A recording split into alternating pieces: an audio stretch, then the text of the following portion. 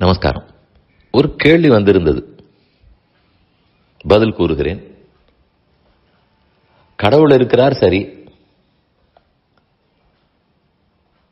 அவர் கருணை உள்ளவராகத்தானே இருப்பார். அப்படித்தானே புத்தகங்கள் எல்லாம் சொல்லுகின்றன. ஆனால் சொல்லிக் கொடுக்கும் போது அவர் தண்டிப்பார், அவர் கோபம் வரும், அவருக்காக இதை செய்ய வேண்டும் அதை செய்ய வேண்டும் என்றெல்லாம் சொல்லுகிறார்களே. அப்படி என்றால் அவர் கடுமையானவரா? அப்ப அவர் கடவுளாக இருப்பாரா? இதுதான் கேள்வி. சுத்தி வளைத்துக் கொண்டு இல்லை என்றோ அல்லது நிரூபிக்க முடியாது என்றோ சொல்லுவதற்காக இந்த முயற்சி. அவருடைய கேள்வியிலேயே பதில் இருக்கிறது. இரண்டு கோணங்களில் பார்ப்போம்.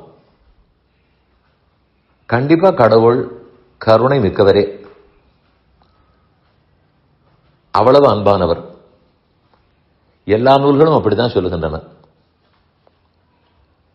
அப்படி என்றால் அவர் தண்டிக்க கூடாதுன்னு எங்க இருக்கும்?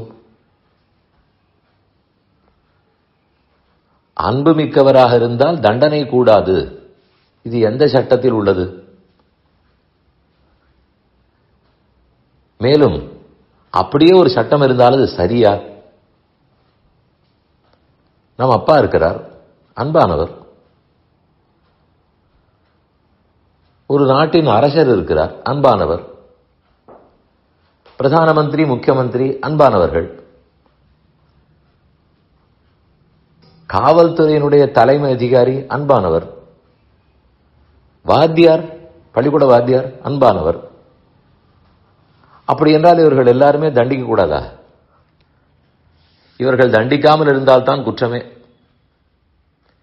அன்பின் வெளிப்பாடுதான் தண்டனையே. உங்களுக்கு ஆச்சரியமாக இருக்கலாம், அது எப்படி தண்டனை அன்பின் வெளிப்பாடாக இருக்கும்? நிச்சயம் இருக்கும்.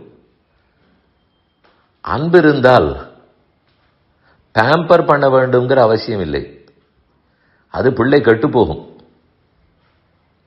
உண்மையில் அன்பு இருந்தால் அந்த மாணவனோ அந்த பிள்ளையோ பெண்ணோ நல்லவர்களாக வர வேண்டும் என்று தான் பார்ப்பார்கள். அதற்கு தேவையான தண்டனை கண்டிப்பாக கொடுப்பார்கள். அப்பதானே அன்பே. கெட்டே போக வேணும் என்பதற்காக காட்டப்படுவது அன்பு. அதனால் ஒரு புறம் அன்புள்ளவர்கள் தண்டனை கொடுக்கக்கூடாது என்பதே கிடையாது. அன்புள்ளவர்கள் அரவணைப்பார்கள், அடிக்கவும் செய்வார்கள். இது உண்மை. மற்றொரு கோணம், சரி, நீங்கள் சொன்னவர்களெல்லாம் உலகத்து மனிதர்கள், ஆனால் அவர் கடவுளாயித்தே. இங்கிருக்கிற மனிதர்கள் அடிக்கலாம் அணைக்கலாம், அவரும் அவ்வளவுதானா? இது அடுத்த கேள்வி.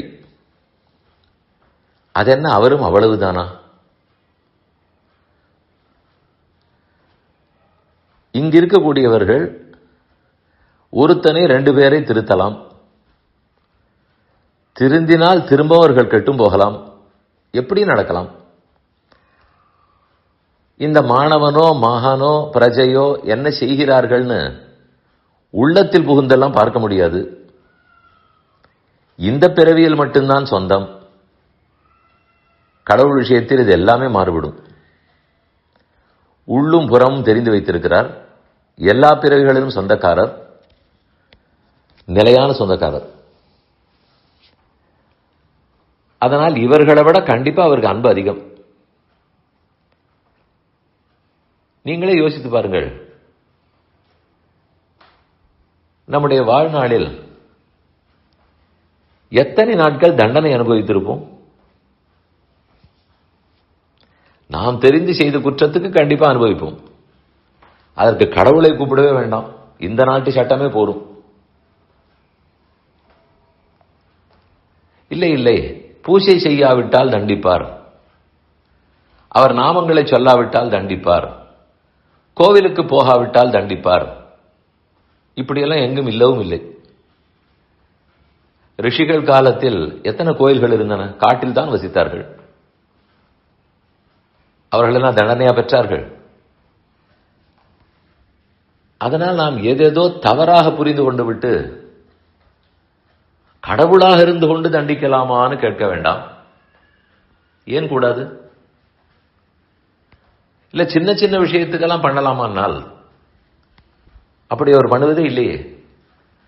நாம் பெறும் தண்டனை நாட்டின் சட்ட திட்டத்தை பொறுத்து. அதை தாண்டி உள்ளத்தால் ஒன்று நினைக்கிறோம்.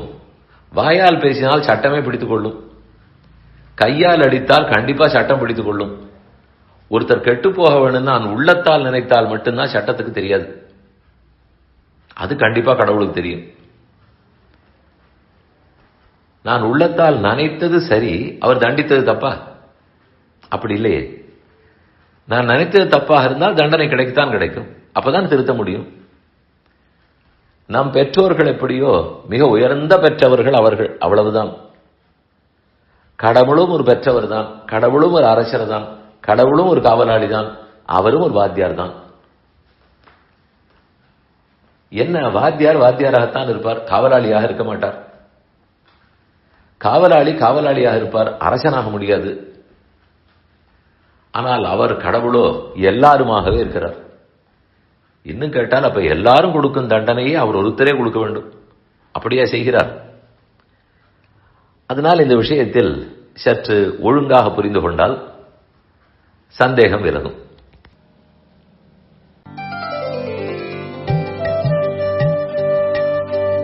இந்த என் பணி ஆடியோவை உங்களுக்காக வழங்கியவர் வேலுக்குடி ஸ்ரீ கிருஷ்ணன் சுவாமி. இந்த ஆடியோவை தினமும் உங்கள் மொபைலில் பெற கிஞ்சித் என் பணி KINCHITENPANI